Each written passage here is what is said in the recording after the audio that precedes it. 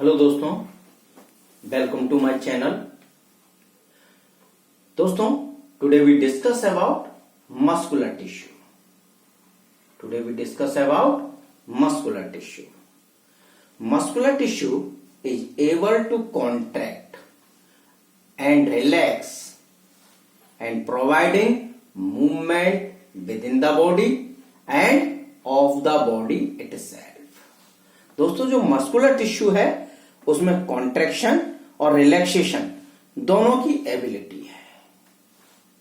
ये बॉडी को movement provide करवाता है विद इन द बॉडी और of the body itself.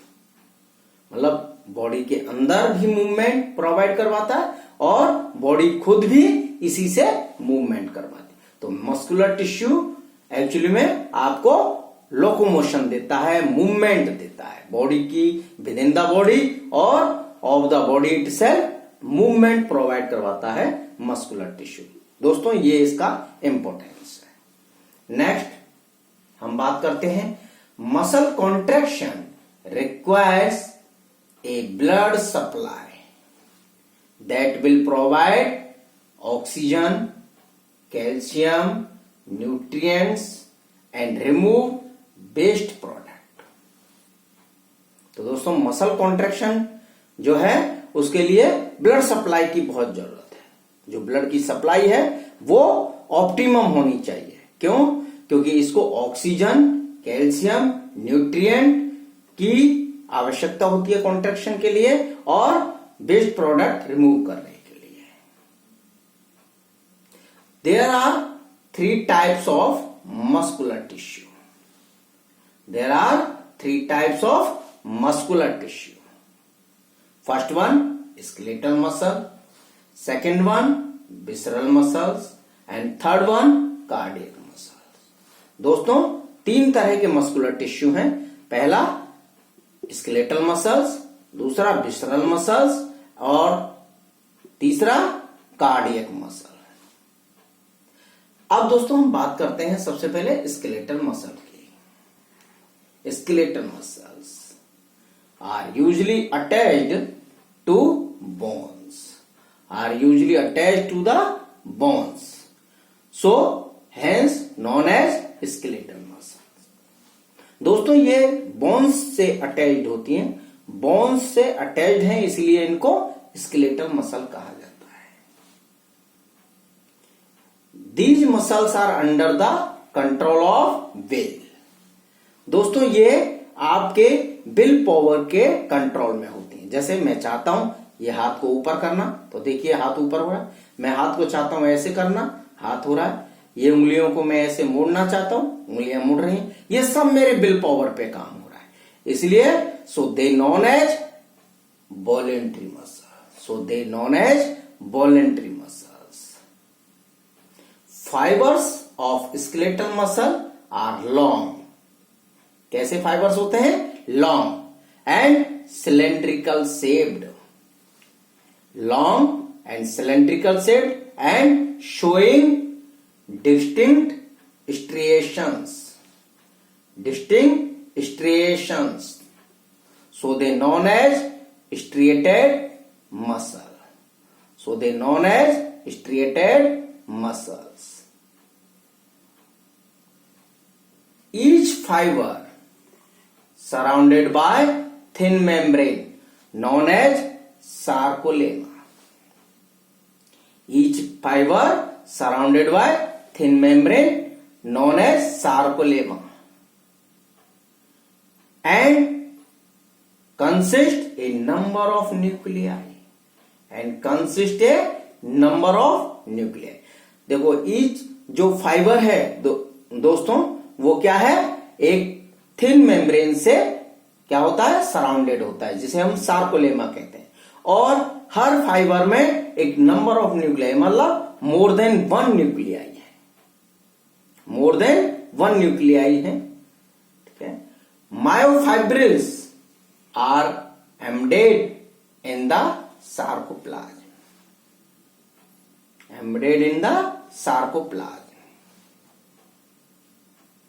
Next, fibres are unbranched. दोस्तों, फाइबर कैसे होते हैं? अनब्रांच्ड होते हैं। अनब्रांच्ड हम इस ऐसे फाइबर कहेंगे, और ब्रांच जिनमें ब्रांचिंग होती है। इस तरह का फाइबर ब्रांचिंग फाइबर कहलाता है, और ये फाइबर अनब्रांच्ड फाइबर है। इस तरह के फाइबर अनब्रांच्ड फाइबर कहलाएंगे। तो फाइबर कैसे होते हैं स्केलेटल मसल्स में? अनब्रांच्ड होते हैं। ठीक है। नंबर ऑफ न्यूक्लियाई होते हैं।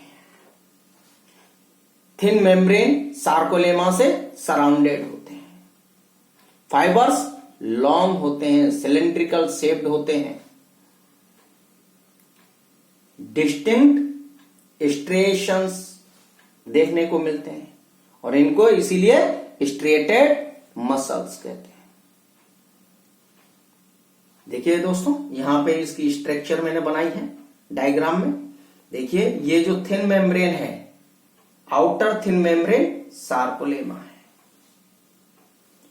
ये जो स्ट्रिएशंस ये आपको दिख रहे हैं, ये स्ट्रिएशंस हैं, स्ट्राइशंस। ये जो इसमें लिक्विड है, ये सार्कोप्लाज्म है, और ये न्यूक्लियस है। ग्रीन स्पॉट न्यूक्लियस को शो कर। देखिए दोस्तों, ए नंबर ऑफ न्यूक्लियस है। तो मुझे लगता है इस डायग्राम से आपको समझ में आया होगा कि जो स्केलेटल मसल है उनकी स्ट्रक्चर कैसी है। दोस्तों, अब बात करते हैं फंक्शंस की। Locomotion. Skeletal muscles locomotion provide करवाते हैं। Protection of vital organs. Protection of vital organs. Give shape of body. दोस्तों, स्केलेटल मसल लोकोमोशन प्रोवाइड करवाते हैं, protection of vital organs, give shape of body. Next, heat production. देखिए दोस्तों, आप इस तरह से कीजिए, आपको थोड़ी देर में ही आपको हीट महसूस होगी। हीट प्रोडक्शन काम करते हैं muscle contraction. Serve to glycogen store. Next, help in respiratory movements. Help in respiratory movements. तो दोस्तों, ये स्केलेटल मसल के फंक्शन है।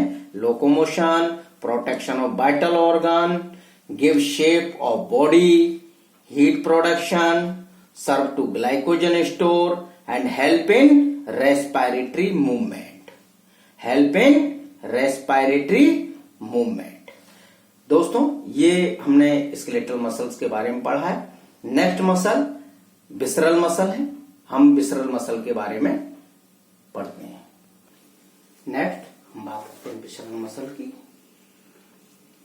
Found in visceral organs, so known as visceral muscle.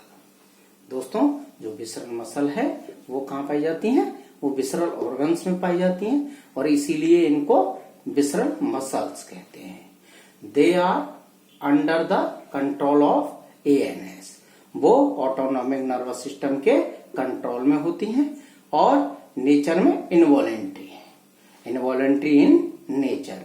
Involuntary होती हैं जो आपकी इच्छा पे डिपेंड नहीं होती हैं, आपकी इच्छा के अनुसार काम नहीं करती हैं। ठीक है। और वॉलेंट्री वो होती हैं जो आपकी इच्छा पे काम करती हैं।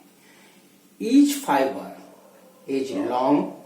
जो फाइबर हैं वो कैसे हैं? लॉन्ग है, spindle shaped with centrally placed nucleus. जो न्यूक्लियस है दोस्तों, देखिए न्यूक्लियस कैसा है? सेंट्रली प्लेस्ड है। सेंट्रली प्लेस्ड न्यूक्लियस है। फाइबर अनब्रांच्ड है। देखिए दोस्तों, फाइबर कैसा है? अनब्रांच्ड है। फाइबर कैसे हैं? अनब्रांच्ड है। Striations not seen, so known as smooth muscle. इसमें देखिए दोस्तों, किसी भी तरह का स्ट्रिएशंस दिखाई नहीं देते, इसीलिए ये कैसी हैं? स्मूथ मसल्स हैं। इनको क्या कहते हैं? विसरल मसल्स को हम क्या कहते हैं? स्मूथ मसल भी कहते हैं। The nucleus surrounded by small amount of cytoplasm. देखिए, जो ये न्यूक्लियस है वो स्मॉल अमाउंट ऑफ साइटोप्लाज्म से सराउंडेड है। ठीक है। और fibres not surrounded by any membrane, जो पूरा फाइबर है वो किसी भी मेम्ब्रेन से सराउंडेड नहीं है। तो ये हमने बात की है विसरल मसल की, फाउंड इन विसरल ऑर्गन्स, इसीलिए इनको विसरल मसल्स कहते हैं। ये ईएनएस के कंट्रोल में होती हैं, इनवॉलेंट्री होती हैं, ठीक है। अनब्रांच्ड फाइबर्स होते हैं, फाइबर लॉन्ग होते हैं, स्पिंडल शेप्ड होते हैं, ठीक है। और जो न्यूक्लियस है वो सेंट्रली प्लेस्ड होता है। तो ये दोस्तों हमने विसरल मसल्स के बारे में पढ़ा है। Next cardiac muscle. Cardiac muscles found in heart, so known as cardiac muscle. इसीलिए दोस्तों क्योंकि कार्डियक मसल हार्ट में पाए जाते हैं, इसलिए उनको कार्डियक मसल्स भी कहते हैं। इनवॉलेंट्री इन नेचर, नेचर में कैसे हैं दोस्तों? इनवॉलेंट्री है। Has longitudinal myofibrils, has longitudinal myofibrils and distinct nucleus, and distinct nucleus. Fibres are long cylindrical, fibre कैसे होते हैं दोस्तों? लॉन्ग होते हैं, सिलेंड्रिकल होते हैं एंड ब्रांच्ड हैं। कैसे हैं? देखिए दोस्तों, फाइबर कैसे हैं? ब्रांच्ड हैं, लॉन्ग हैं, सिलेंड्रिकल हैं और ब्रांच्ड हैं। फाइबर सराउंडेड बाय सार्कोलेमा, ये जो फाइबर है इनके ऊपर जो मेम्ब्रेन है वो कौन सी है? सार्कोलेमा। ये जो मेम्ब्रेन है फाइबर्स के ऊपर ये सार्कोलेमा है, ठीक है। Branches joint with each other, जो ब्रांचेज हैं देखिए दोस्तों ये आपस में एक दूसरे से जुड़ी हुई हैं। कैसी हैं? एक दूसरे से जुड़ी हुई हैं। And fibres forming 3 dimensional network. देखिए दोस्तों इसका जो नेटवर्क है वो कैसा नेटवर्क बना हुआ है? 3 डायमेंशनल नेटवर्क बना हुआ है। And at regular interval there are intercalated disc, they are intercalated disc. देखिए दोस्तों ये जो है एक रेगुलर इंटरवल पर इसमें ये डिस्क हैं, इंटरकलेटेड डिस्क हैं। तो दोस्तों ये हमने कार्डियक मसल्स के बारे में पढ़ा है। कार्डियक मसल हार्ट में पाई जाती है, इसीलिए इनको कार्डियक मसल्स कहते हैं। इनवॉलेंट्री होती है नेचर में, लॉन्गिट्यूडनल मायोफाइब्रिल्स होते हैं और डिस्टिंक्ट न्यूक्लियस है। ये दोस्तों ये न्यूक्लियस हैं, ये जो हैं ये न्यूक्लियस हैं, ठीक है। फाइबर्स लॉन्ग होते हैं, सिलेंड्रिकल हैं और ब्रांच्ड हैं। देखिए दोस्तों ब्रांच्ड हैं, ठीक है। और branches joint with each other and fibre forming 3 dimensional network. ये कैसे बना रहा है? 3 डायमेंशनल नेटवर्क बना रहा है। और at regular interval intercalated disc present है। देखिए ये इंटरकलेटेड डिस्क है। तो दोस्तों ये आपके स्ट्रक्चर है कार्डियक मसल्स की। ये हमने स्ट्रक्चर बात की विसरल मसल। दोस्तों आशा करता हूं जो हमने ये मस्कुलर टिश्यू के बारे में डिस्कशन किया है यह आपको समझ में आया होगा और मस्कुलर टिश्यू के बारे में आपकी समझ बढ़ी होगी और मेरा जो वीडियो है आपके लिए यूजफुल रहा होगा। अगर आपको मेरा वीडियो पसंद आया है तो मेरे वीडियो को लाइक करें, शेयर करें और मेरे चैनल को सब्सक्राइब करें। Thank you very much.